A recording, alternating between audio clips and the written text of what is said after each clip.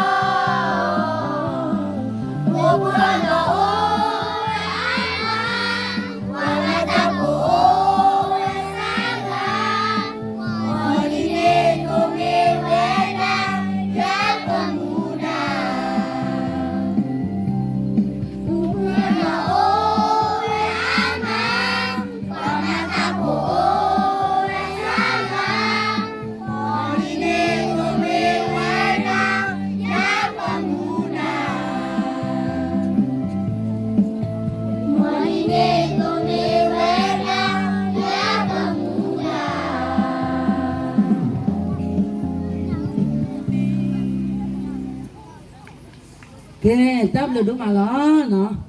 năng ba phục thì cái chơi phục đó phải với đam một đúng mà nó cái như là mấy là ta chơi tôm ba liều khô đỏ bực xả đó ta ba nó cái sơ thơ ta với cô